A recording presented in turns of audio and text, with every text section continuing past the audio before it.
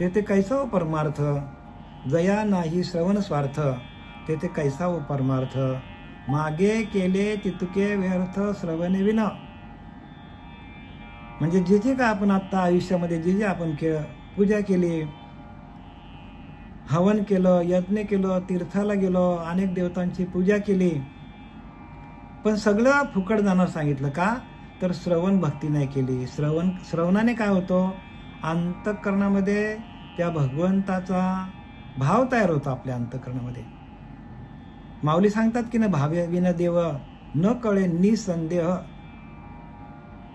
जर तुमच्या अंतःकरणामध्ये भाव नसेल भगवंताबद्दल तर भगवंत कळणार नाही, म्हणून माऊली सांगतो आपल्याला. मग तो भाव तयार होण्याचं एकमेव साधन श्रवण भक्ती आहे. म्हणून कुठेही श्रवणाला जायला पाहिजे. आपण कीर्तनाला जातो, प्रवचनाला जातो, म्हणजे आपण काय करायला जातो, श्रवण भक्ती आहे ती. श्रवण एक भक्ती आहे. श्रवण ही पहिली भक्ती आहे. आणि ती भक्ती ज्या ज्या माणसांनी केली नाही त्याने आत्तापर्यंत केलेलं सगळे जे काही पूजा अर्चा असेल ती सगळी फुकट जाणार सांगतात. समर्थ रामदासांनी लिहिले, जया नाही श्रवण स्वार्थ, तेथे कैसा हो परमार्थ, मागे केले तितके व्यर्थ श्रवणे विना.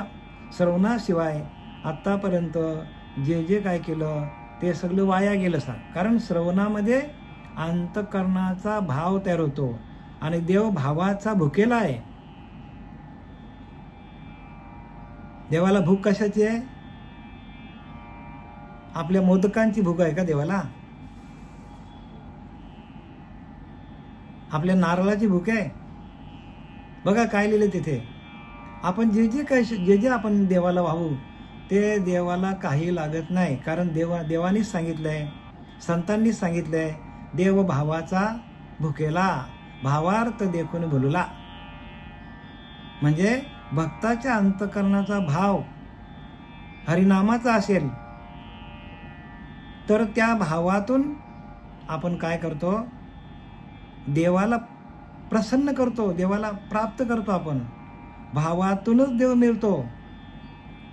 आपण अशा किती पण जरी ठिकाणी तीर्थाला गेलो, अनेक तीर्थांचं आपण दर्शन घेतलं, तरी पण भगवंत आपल्या हृदयामध्ये आहे. घेऊन जाणारा भगवंत आपल्या हृदयामध्ये आहे. मग त्या भगवंताला काय आवडतो? पूजा अर्चा वगैरे आवडत नाही. भगवंताने लिहिले, सरळ लिहिले की नाही, देव भावाचा भुकेला. म्हणजे तुमच्या अंतःकरणामध्ये त्या हरिनामाचा भाव देवाला आवडतो. देवाला काय आवडतो? हरिनामाचा भाव. देव भावाचा भुकेला भावार्थ देखून बोलला. तुमच्या अंतःकरणे भाव जर चांगला असेल तर देव तुमच्यावर भालला जातो. संकटी रक्षी भाविकाला, संकटी पावे भक्ताला रक्षित असे. तुमच्यावर कुठलेही संकट आले तर ते दूर करण्याचं कार्य भगवंत करतो. पण तुमच्या अंतःकरणामध्ये भगवंताच्या भक्तीचा भाव असला पाहिजे. भगवंताच्या भक्तीचा भाव असला पाहिजे. आता आपल्याला या अध्यायामध्ये 22व्या अध्यायामध्ये आणि ह्या 31, 32, 33 या श्लोकामध्ये एकंदरीत आता आपल्याला हरिभक्तपरायण भगवान पाटील महाराजांनी सांगितलं आपल्याला. तर त्यांनी काय केलंय, एक डोळ्याचा उदाहरण घेतलाय. म्हणजे अध्यात्म काय, आदिभूत काय, आदिदैव काय, हे सांगताना सगळ्यात महत्त्वाचा मुद्दा लक्षात घ्या की भगवंत समर्थ रामदासांनी लिहिलंय की सूर्याचे अधिष्ठान डोळे, डोळे नसता जग आंधळे. म्हणजे सूर्याचं अधिष्ठान कुठे आहे तर आपल्या डोळ्यामध्ये आहे. प्रत्येक इंद्रियाला अधिष्ठान आहे. त्वचेचा अधिष्ठान काय आहे तर वायू आहे. बघा आपल्याला अंगाला वायू लागला की आपल्याला समजतं. आणि आपल्या नाकाकडे गंध आहे, मग नाकाचं अधिष्ठान अश्विनी कुमार आहे. जिभेचं अधिष्ठान काय आहे तर वरुण देवता आहे. शब्दांचा अधिष्ठान दिशा आहे आणि डोळ्याचा अधिष्ठान सूर्य आहे. म्हणजे सूर्याचं अधिष्ठान डोळे डोळे नसता जग आंधळे. जर आपल्याला डोळेच नसते तर आपल्याला जग बघता आलं असतं का?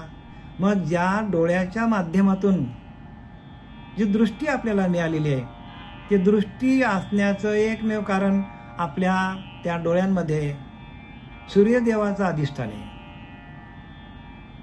अधिष्ठान कसलं आहे? सूर्याचं अधिष्ठान आहे. आणि त्या सूर्याच्या त्याला आदिदैव म्हणतात. म्हणजे सूर्य हा आदिदैव आहे. आणि त्या दैवी शक्तीने ते आपल्याकडे काय करते? जो प्रकाश आहे, सूर्याचा प्रकाश एखाद्या वस्तूवर पडतो आणि त्या वस्तूतून परावर्तित झालेला प्रकाश आपल्या डोळ्यामध्ये जातो. आणि डोळ्यामध्ये ते आदिदैव आहे सूर्य, आणि ते सूर्य आपल्याला दाखवतो. लक्षात आलं का काय ते? आणि म्हणून त्याला आदिदैव, आदिभूत. आदिभूत म्हणजे ज्या आपल्याला वस्तू दिसतात, ज्या ज्या वस्तू दिसतात आपल्याला, त्या वस्तूवर त्या सूर्याचा प्रकाश पडतो. आणि ते प्रकाश पडल्यामुळं ते परावर्तित आपल्या डोळ्यामध्ये त्या सूर्याचं अधिष्ठान आहे. आणि म्हणून आदिभूत आपल्याला दिसतो. आणि जे काय आपल्याला डोळ्याने दिसतो ते सर्व अध्यात्म आहे. प्रत्येक वस्तूमध्ये अध्यात्म भरलेला आहे. प्रत्येक जीवामध्ये अध्यात्म भरलेला आहे. अध्यात्म म्हणजे आधी आत, आधी आत्मी एक. अध्यात्म म्हणजे काय? आधी आत्मी एक. म्हणजे प्रत्येक वस्तूच्या ठिकाणी, प्रत्येक जीवाच्या ठिकाणी तो भगवंत आधी आत्मी एक, एकच आहे. आधी आत्मी एक म्हणजे आधी आतमध्ये तो एकच भगवंत आहे. आणि म्हणून पहिला डोळ्याचा अधिष्ठान काय आहे? तर अध्यात्म. डोळ्यातून आपल्याला डोळेच नसते तर आपल्याला काय माहीत पडलं असं सांगा तुम्ही? आपल्याला जर डोळेच नसते, सूर्याचं अधिष्ठान डोळ्यामध्ये नसता, तर आपल्याला अध्यात्म काय कळालं असतं का? आदिदैव काय कळालं असतं का? किंवा आदिभूत काय कळालं असतं का? आणि म्हणून हे समजण्यासाठी, जे काय समजण्यासाठी सगळं आपल्याला, प्रत्येक माणसाला आपल्या आतमध्ये जी काय संपत्ती भरलेली आहे, जो खजिना आहे आपल्या आतमध्ये, एक आपल्याला एका देहाची ओळखणे. विचार करा, जो देह आपल्याला 100 वर्ष आयुष्य देतो, चालवतो आपल्याला, त्या देहाकडे काय काय सामुग्री आहे, किती संपत्ती आहे ती देहाकडे, ह्याचीच माणसाला ओळख नाही. आणि त्या संपत्तीला धरून तो भगवंत आपल्या आतमध्ये त्या संपत्तीला चालवतो. जी काही संपत्ती आहे, 5 ज्ञानेंद्रिय, 5 कर्मेंद्रिय, शब्द स्पर्श रूप रस गंध, हे सगळं आपल्या आतमध्ये आहे. आणि त्याची ओळख आपण न घेताना आपण काय करत बसलोय? आपण सगळ्या देवांची पूजा करत बसलोय. करू नये का? ज्यांना आवडतं त्यांनी करा. आम्ही कोणाला म्हणजे असं कोणाला हे करत नाही, पण पूजा करणारा परमात्मा, तो देव आपल्या आतमध्ये आहे म्हणून आपण पूजा करतो. म्हणून ज्ञानवरांना लिहिली की ज्ञानदेव म्हणे भजा आत्मदेवा, अखंडित सेवा त्याचीच करा. अखंडित सेवा त्या आत्मदेवाची करा. आणि ती सेवा आत्मदेवाची कशी होते आपल्याकडनं? तर आपण जर त्या नामाचं चिंतन केलं तर आपल्याच पिंडीवर आपण अभिषेक घालतो. सकाळी उठून ध्यान केला, सकाळी आपण ब्रह्ममुहूर्तावर उठलो आणि आपण ध्यानाला बसलो, तर आपल्याच पिंडीवर, आपल्याच आत्मलिंगावर आपण त्या हरिनामाचा अभिषेक घालत असतो. आपण काय करतो? त्या पिंडीवर जातो आणि अभिषेक घालतो. मग हे करायचं नाही का? ते करायचं. कधी करायचं? जोपर्यंत आपल्याकडे नाम येत नाही आपल्या हातामध्ये, जोपर्यंत आपण गुरुला शरण जात नाही, जोपर्यंत तत्वदर्शी गुरु मिळत नाही, तोपर्यंत आपल्याला हे करायचं. आम्ही पण तेच केलंय. प्रत्येकजण हेच करतो, कारण ती पहिली पायरी आहे, ती करायची, टाकायची नाही. मग तिथे आपल्याला काय होतं? ध्यानाला बसल्यावर आपल्याच पिंडीवर आपल्याला त्या हरिनामाचं जे काय आपल्याला बीजमंत्र दिलेला आहे, जो काय आपल्याला प्रबोधाचं चिंतन दिलेलं आहे, त्या चिंतनातून आपल्याच पिंडीवर आपल्याला अभिषेक म्हणजे त्या हरिनामाचा अभिषेक घालता घालता आपल्या मुखामध्ये नामामृत तयार होतो. आणि तो अमृत आपण जर सातत्याने घेत गेलो नामामृत, तर आपल्या शरीरामध्ये, अंतःकरणामध्ये संपूर्ण शुद्धी आपल्या शरीराची होते. आणि एकदा का तुमच्या शरीराची शुद्धी झाली, तर भगवंत लांब नाही आहे, भगवंत आपल्या आतमध्येच आहे. पण ती शुद्धी होत नाही ना. शुद्धी व्हायला पाहिजे ना. आपला अंतःकरण जोपर्यंत मलिन आहे तोपर्यंत आत्मदर्शन कोणालाच होत नाही. मग ते मलिनता घालवण्याचं जे एकमेव साधन आहे ते म्हणजे नाम आहे. ती नामामृत आहे. म्हणजे ते अमृत आहे, नामामृत.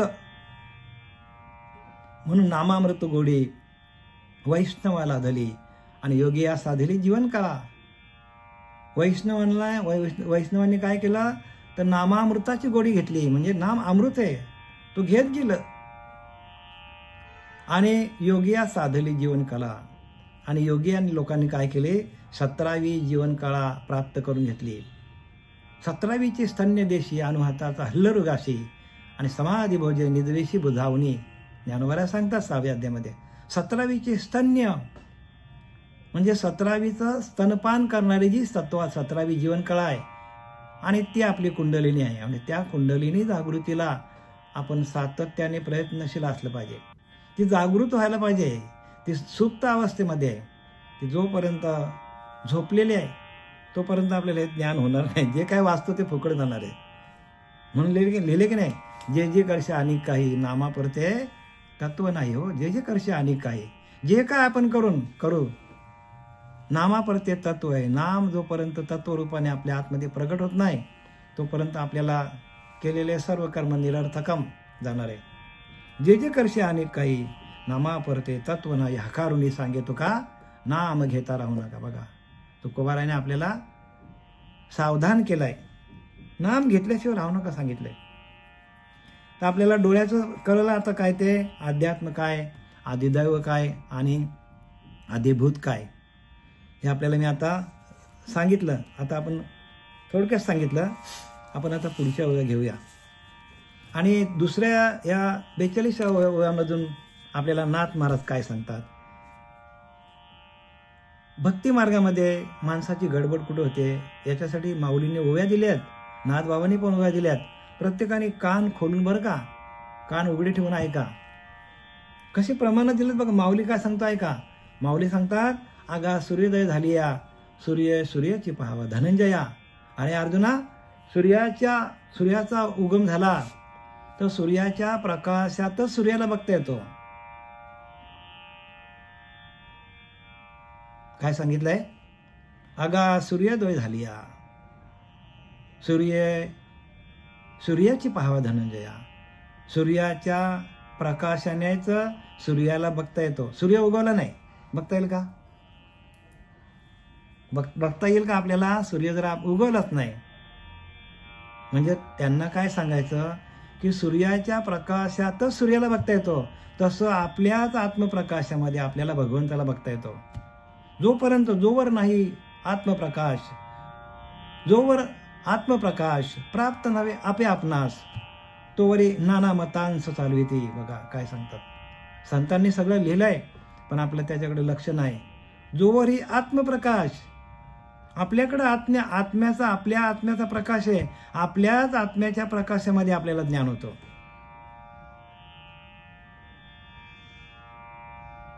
आपला आत्मा प्रकाशमान आहे. तुमच्या प्रत्येकाचा आत्मा प्रकाशमान आहे. पण त्या प्रकाशाच्या जोरावर, प्रकाशाच्या शक्तीवर आपण दुनिया बघतो, दुनिया हिंडतो. आपण संपूर्ण जग, आपण कुठे कुठे जातो, आपण संपूर्ण जग फिरतो. आपल्याच आत्मशक्तीवर आपण जग फिरतो. पण त्या आपल्या आतमध्ये असलेल्या आत्मशक्तीशी ओळख घेऊन त्या आत्मशक्तीचं आपण भजन करत नाही. म्हणून आपल्याला दुःख वाटायला लागेल बरं का प्रत्येकाला. आपल्याच आत्म्याचं चिंतन आपण करत नाही. तोच आपला रात्रंदिवस तोच आपल्याला चालवतो. आपल्याला चालवणारी शक्ती आपल्या आतमध्ये आहे आणि त्या शक्तीवर आपण सगळं कार्य करतो, संसार करतो, व्यवस्थित करतो, सगळे भोग घेतो. आपण सर्व तीर्थाला जातो, आपण सगळ्या देवांचं दर्शन घेतो. आपण परदेश दौरा पण आपण करतो. सगळं आपण त्या शक्तीवर करतो. पण त्या शक्तीला आपण विसरलोय आणि त्या शक्तीचं भजन केलं तर भगवंत तिथल्या तिथेच तुम्हाला प्राप्त होतो. लांब जायची गरज लागत नाही.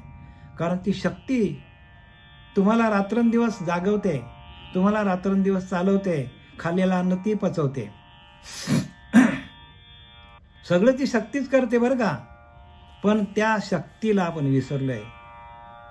म्हणून जोवर नाही आत्मप्रकाश, जोवर आत्मप्रकाश प्राप्त नव्हे आपे आपणास, आपल्याला आपल्या आत्मप्रकाशामध्ये, आपल्याच आत्मप्रकाशामध्ये त्या आत्म्याचं भजन करून, त्या भजना आनंदामध्ये जाऊन, त्या भजनाशी एकरूप होऊन आपल्याला हे ग्रंथ वाचता यायला पाहिजे. आणि आपण आपल्याच प्रकाशात अभ्यास केला, आपण आपल्याच प्रकाशात आपण ध्यान केलं, तर तीच शक्ती आपल्याला, की जी शक्ती याच्या आधी होती आताही आहे, याच्यानंतर पण तीच शक्ती आपल्याला चालवणार आहे. शक्ती कोणती आहे? आधी पण शक्ती हीच होती तुमच्याकडं, आमच्याकडं. जेथून हे प्रगट आहे, जेथे जाऊन आटे, ते ज्ञान झाली फिटे भ्रांती अज्ञानाची. संपूर्ण भ्रांती तुमची निघून जाईल. जेथून हे प्रगट आहे, ही शक्ती जिथून प्रगट झाली आपल्या आतमध्ये, आपल्या अंतःकरणामध्ये शक्ती जिथून प्रगट झालेली आहे, आणि जिथे आहे, ज्या सत्तेवर आपण चाललोय, आणि ही जेथे जाऊन आटे, म्हणजे ही शक्ती जेथे जाऊन विलीन होते, त्या शक्तीला आपण जाणलं की आपली भक्ती झाली. आपली भक्ती इथंच आहे, लांब जाण्यात काय अर्थ नाही. पण काही लोकांना आम्ही बोललो तर मग राग येतो काही लोकांना. का? तर त्यांच्याकडे 100% अज्ञान आहे. आणि म्हणून इथं लिहिलं आहे की सूर्याच्या प्रकाशातच सूर्याला बघता येतो, तसं तुमच्या आत्म्याच्या प्रकाशातच तुम्हाला ज्ञान होणार आहे. तुमचा आत्मप्रकाश वाढवा ना, तुम्ही तुमचं चिंतन वाढवा, ध्यान वाढवा. इथं नाथ बाबा तेच सांगतात बघा. काय सांगतात? याचे निहा हा हृदय देखीजे. म्हणजे या आत्मदेवाच्या शक्तीनेच हृदयामध्ये आपल्या शक्ती येते. याचे नि हा हृदय देखीजे, याचे नि इतंबुत जाणीजे. या आत्मदेवाच्या शक्तीनेच त्या आत्मदेवाला बघता येतो, आणि आत्मदेवाच्या शक्तीनेच आत्म्याला बघता येतो. या ते धरून या हा पाविजे, हेही लाईजे कृपे याचेने. सगळं काही ते त्याच्याच कृपेने होणार आहे. त्या आत्मदेवाच्या आत्मसत्तेनेच आपल्याला चालावं लागेल. म्हणून काय सांगितलंय? एक जीवात्मा, एक शिवात्मा, एक सर्वात्मा आणि विश्वात्मा, अवघे मिळून एकच आत्मा आहे. सगळं मिळून एकच आत्मा आहे. पण त्या आत्मदेवाची ओळख कोणी घेत नाही, त्या आत्मदेवाशी एकरूप कोणी होत नाही, त्या आत्मदेवाचं भजन कोणी करत नाही. आणि इथे भक्ती मार्गामध्ये सगळ्यांची गफलत झालेली आहे.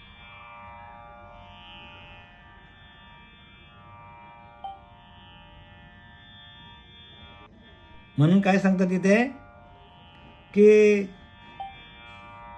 पुढे सांगतात, हा स्वयंप्रकाशच आहे, दुसरे काही नाही, याला प्रकाशित करू शकत नाही. स्वतःचाच प्रकाश आहे. जसा आपल्या आतमध्ये आपला स्वयंप्रकाश आहे, याला दुसरा प्रकाश नाही आहे, हा स्वयंप्रकाशित आहे. जसा आपल्या आतमध्ये आपला स्वयंप्रकाश आहे, पण त्या स्वयंप्रकाशाला आपण जाणत नाही. याच्याच प्रकाशात याने पाहायचे, कारण पाहणारा हाच आत्म्यानेच आत्मरूप होऊन राहायचे असते. बघा, आत्म्यानेच आत्मरूप होऊन राहायचे असते. म्हणजे आपल्या आत्म्यामध्ये असलेलं आत्मतत्व आहे, त्या आत्मतत्वाच्या शक्तीने आत्मदेवाला प्राप्त करता येतो.